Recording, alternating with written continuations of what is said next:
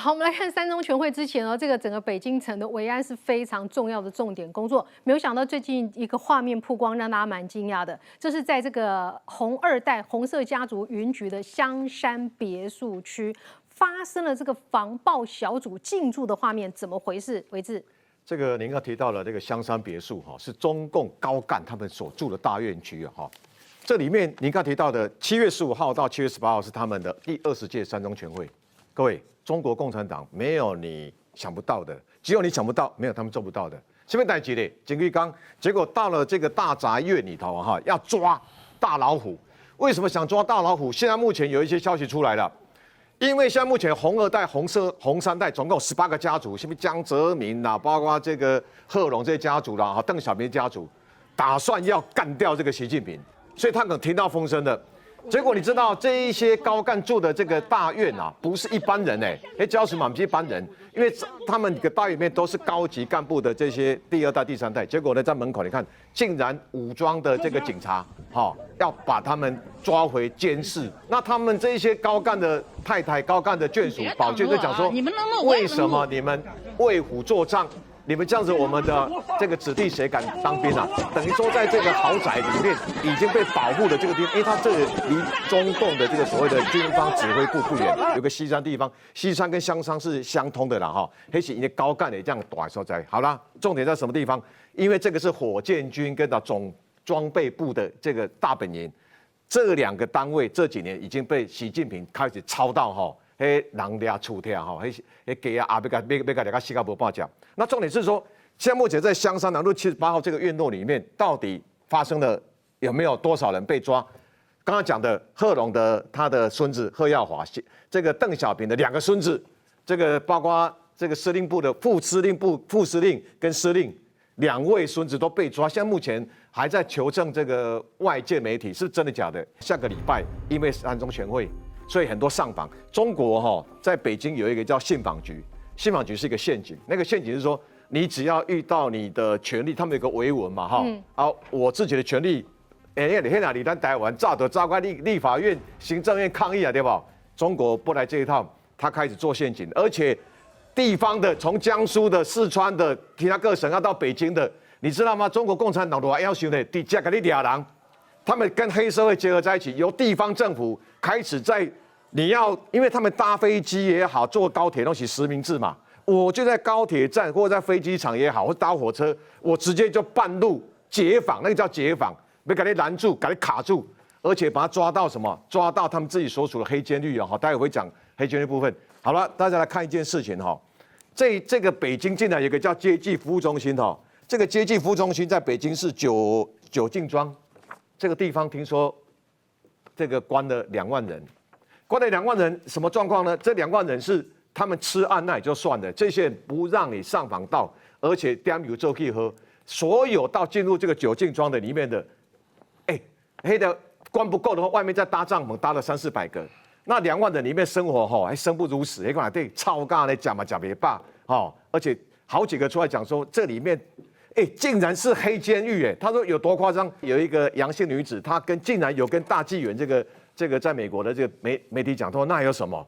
我当初被抓去这种地方的时候，这种黑监狱的时候，我在吃饭的时候，他给我饭盒，他们那个便当叫饭盒，那个饭盒里面是投药的，是放药的。那药让我全身不舒服之外，我牙齿掉20几颗就算了，我身体全部差一点要快挂掉了。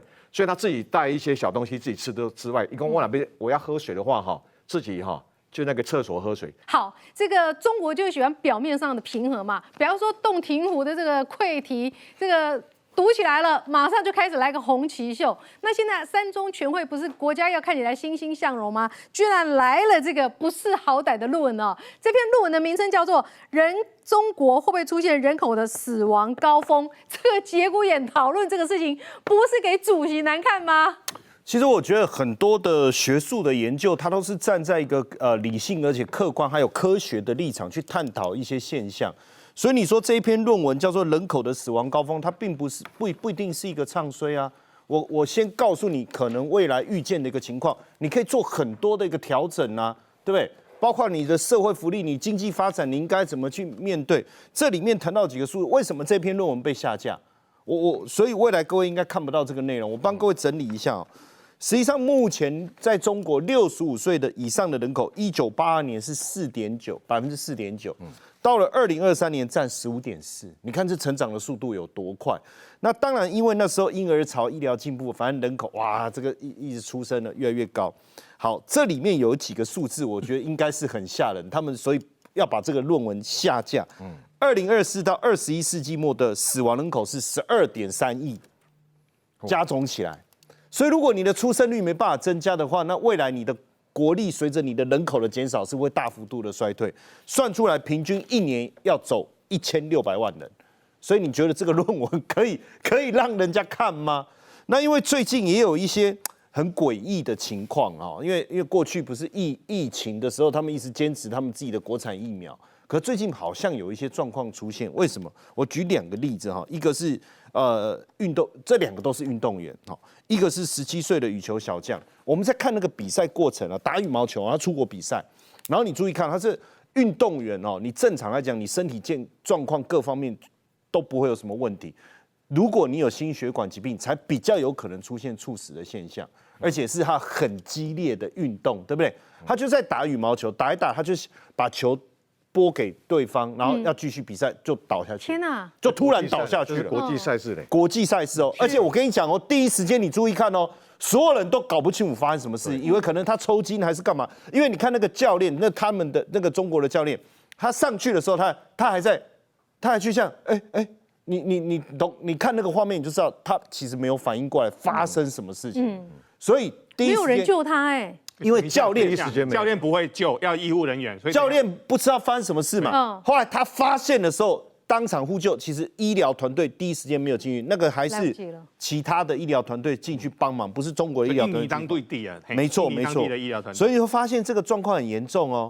然后包括另外一个是这个男子篮球队的教练哦，兼队长王澜，42岁哦。其实这个都是壮年，而且你运动员，你通常，除非你在很剧烈的情况下，而且你是气温的变化什么，不然不会发生这种猝死的现象。所以其实就有人怀疑说是疫苗的问题。其实已经有人在提这件事。然后最近我们又看到一些很诡异的画面啊，比如说，我觉得这次3中全会这个时间，很多事情你想压，其实也不见得压得住。很多小朋友就是这个感染这个腺病毒，然后结果发现有人在投，很像在投毒那种感觉，就是从车上丢那个，你注意看画面有没有看到？有没有看到？你刚才那个箭头的部分，你要去 follow 一下，你就丢那个，因为老鼠传染病的能力是很强的。我们发现从车上丢这种，会不会产生所谓的鼠疫？沿路丢老鼠，对，鼠疫，好怪，抓都来不及，还在丢。所以这个都是有心人士是不是在做一些什么事情？看到了。然后呢，再来就是说，过去啊，我们在看这个疫情期间啊，中共一直宣称他们对疫情的控制是相当好，也没有什么特别的死亡的一个案例，对不对？像今年1到5月也没有，可是6月的时候，居然新冠重症的病例有112例，死亡病例有5例，所以真实的数字会不会更高？这是公布出来的。疫情真的起来了。那为什么我要这样讲？因为其实就地区啊，就是民间有发现一件事情，比如就一个在沈阳，很多卖奶茶的店现在在卖什么？